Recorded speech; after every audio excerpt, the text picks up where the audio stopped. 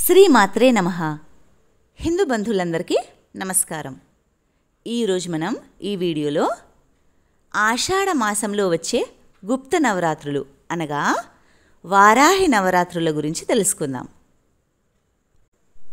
శ్రీ విద్యా సంప్రదాయంలో 4 నవరాత్రులు ఉంటాయి. ఆ 4 నవరాత్రులలో ఆషాఢ మాసంలో వచ్చే నవరాత్రిని వారాహి నవరాత్రి అని అంటాము. వారాహిదేవి లలితా పరాభట్టారిక యొక్క సేనాని. లలితాదేవి యొక్క రథ, గజ, తురగ సైన్య బలాలు అన్నీ వారాహి యొక్క అధీనంలో ఉంటాయి. అందుకే ఆమెను దండనాథ అని అంటారు. అమ్మ స్వరూపాన్ని గమనిస్తే వరాహముఖంతో అష్టభుజాలతో శంఖ, చక్ర, హల, ముసల, పాశ, అంకుశ, వరద, అభయహస్తాలతో ప్రకాశిస్తూ మనకు దర్శనమిస్తుంది. ఇది మహావారాహి యొక్క స్వరూపం. ఇంకా లఘువారాహి, స్వప్నవారాహి, ధూమ్రవారాహి, కిరాతవారాహిగా అమ్మ ఉపాసకుల పూజలు అందుకుంటుంది. వారాహి అనగా భూదేవి, ధాన్యలక్ష్మి. ఆవిడ తన చేతుల్లో నాగలి, రోకలి ధరించి ఉంటుంది. వీటిల్లోని ఆంతర్యం ఏంటంటే రోకలి ధాన్యం నుంచి పొట్టు వేరు చేయడానికి వాడతారు. అలాగే మన జన్మాంతరాల్లో చేసిన కర్మలను అమ్మ వేరు చేస్తుంది. నాగలి భూమిని విత్తనం వేసే ముందు తయారు చేయడానికి వాడతాం. అలాగే అమ్మ కూడా మన బుద్ధిని నిష్కామ కర్మ వైపు వెళ్ళేలాగా ప్రేరణ చేస్తుంది. పరాశక్తిలోని సౌమ్యం శ్యామల అయితే ఉగ్రం వారాహి. శ్రీ విద్యా గద్యంలో అహంకార స్వరూప దండనాథ సంసేవితే బుద్ధిస్వరూప మంత్రిన్యుపసేవితే అని లలితను కీర్తిస్తారు. దేవీ కవచంలో ఆయు రక్షతు వారాహి అన్నట్టు ఈ తల్లి ప్రాణ సంరక్షిణి. ఆజ్ఞాచక్రం ఈ దేవి యొక్క నివాసం. ప్రకృతి పరంగా చూసినట్లయితే ఈ సమయంలో వర్షం కురుస్తుంది. రైతులు భూమిలో విత్తనాలు చల్లడానికి తయారవుతారు. దేశం ధాన్యంతో సుభిక్షంగా ఉండాలని ధాన్యలక్ష్మీ స్వరూపమైన వారాహిని ప్రార్థన చేయడం జరుగుతుంది. అమ్మ ఉగ్రంగా కనబడినప్పటికీ బిడ్డలను కంటికి రెప్పలా కాపాడే కన్నతల్లి, ముఖ్య ప్రాణరక్షిణి. వారాహిదేవిని వేదమాసం మరియు ఆషాఢ శుద్ధ పాడ్యమి నుండి ఆషాఢ శుద్ధ నవమి వరకు రాత్రి సమయంలో పూజిస్తారు. లలితా త్రిపుర సుందరి మొత్తం సైన్యాన్ని పూర్తిగా నియంత్రించే సైన్యాధిపతి వారాహిదేవి.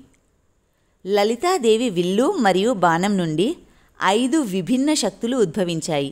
ఇవన్నీ కలిసి వారాహిదేవిని ఏర్పరుస్తాయి. వారాహిదేవి రథాన్ని కిరిచక్రం అని పిలుస్తారు. ఈ రథాన్ని 1000 పందులు లాగుతాయని, దీనికి నియంత్రిక స్తంభినీదేవి అని పురాణాల్లో చెప్పబడి ఉంది. ఆయుర్వేద దేవుడు ధన్వంతరి అని పిలువబడే దివ్య వైద్యులతో పాటు అన్ని స్త్రీ శక్తులు ఆమె రథంలో నివసిస్తాయి. లలితా సహస్రనామంలోని 27, 29 శ్లోకాలు వారాహిదేవి మహిమ మరియు శక్తిని వివరిస్తాయి. మన పురాణాల ప్రకారం శక్తికి ఉన్న 7 ప్రతిరూపాలే సప్తమాతృకలు. వీరే బ్రాహ్మి, మహేశ్వరి, కౌమారి, వైష్ణవి, వారాహి, ఇంద్రాణి, చాముండి.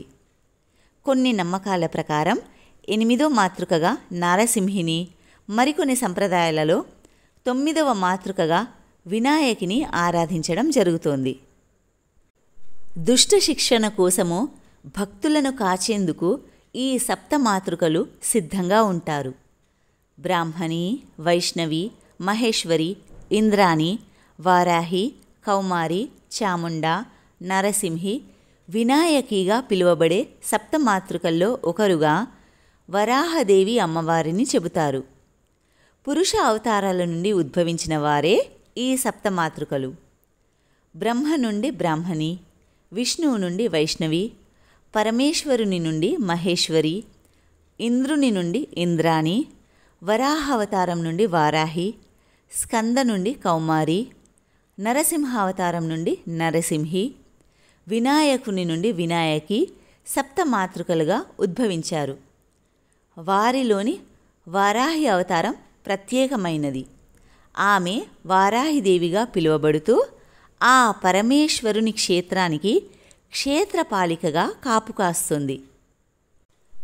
పూర్వం హిరణ్యాక్షుడు అనే రాక్షసుని సంహరించి భూలోకాన్ని ఉద్ధరించిన విష్ణు అవతారమే వరాహమూర్తి. ఆ వరాహమూర్తికి ఉన్న స్త్రీతత్వమే వారాహి అని అంటారు. దేవీ భాగవతం, మార్కండేయ పురాణం, వరాహ పురాణం వంటి పురాణాలలో ఈమె ప్రసక్తి కనిపిస్తుంది. ఆయా పురాణాలలో అంధకాసురుడు, రక్తబీజుడు, శుంభనిశుంభులు వంటి రాక్షసులను సంహరించడంలో ఆమె పాత్ర సుస్పష్టంగా కనిపిస్తుంది. లలితాదేవికి సైన్యాధిపతిగా వారాహిదేవిని వర్ణిస్తారు. అందుకే ఈమె ప్రస్తావన లలితా సహస్రనామంలో కూడా కనిపిస్తుంది. ఆ లలితాదేవి తరపున పోరాడేందుకే కాదు, భక్తులకు అండగా ఉండేందుకు కూడా ఒక గొప్ప యోధురాలిగా నిలుస్తుంది వారాహిమాత. ఈమెను ఆరాధిస్తే జీవితంలో ఎదురయ్యే అడ్డంకులన్నీ తొలగిపోతాయని, శత్రుభయం ఉండదని, జ్ఞానం సిద్ధిస్తుందని, కుండలిని శక్తి జాగృతమవుతుందని తరతరాలుగా నిలిచి ఉన్న నమ్మకం. వారాహిదేవి పేర ఉన్న మూలమంత్రాలను, అష్టోత్తరాలను పఠిస్తే సకల జయాలు సిద్ధిస్తాయి. కాశీ క్షేత్రపాలికే ఈ సప్తమాత్రిక. సాక్షాత్తు పరమశివుడు కొలువై ఉన్న కాశీ పట్టణానికి క్షేత్రపాలికగా వారాహిదేవిని కొలుస్తారు. చాలా చోట్ల శివుడే క్షేత్రపాలకుడుగా ఉంటాడు. కానీ ఆ పరమశివునికే ఈ వారాహిదేవి క్షేత్రపాలికగా ఉంటుంది.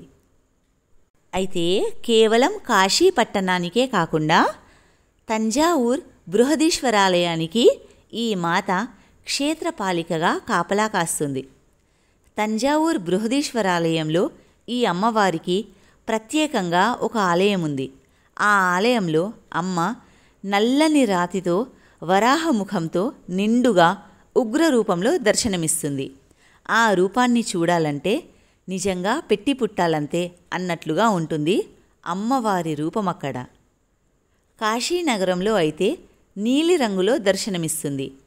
వరాహ రూపంలోనే 6 చేతులు, శంఖు, సుదర్శన చక్రాలతో శిరస్సుపై చంద్రవంకతో ప్రశాంతంగా దర్శనమిస్తుంది. సప్తమాతృకలందరిలోనూ ఈ అమ్మవారు అత్యంత ప్రత్యేకం. అందుకే అమ్మను క్షేత్రపాలిక అని అంటారు. చాలా శక్తివంతురాలిగా వారాహిదేవిని స్తుతిస్తారు. రాక్షసులను మట్టు పెట్టే సమయంలో ఆమె చూపిన తెగువకు చిహ్నంగానే ధైర్య సాహసాలకు ప్రతీకగా ఆమెను కొలుస్తారు.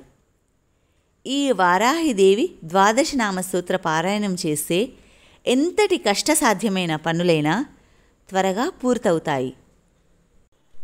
ఉగ్ర రూపంలో కనిపించే అపార కరుణామయి, పరమ కృపామయి అయినటువంటి వారాహి దేవత యొక్క కృపాకటాక్షాలు, ఆశీస్సులు సదా మనందరిపై ఉండాలని కోరుకుంటూ స్వస్తి.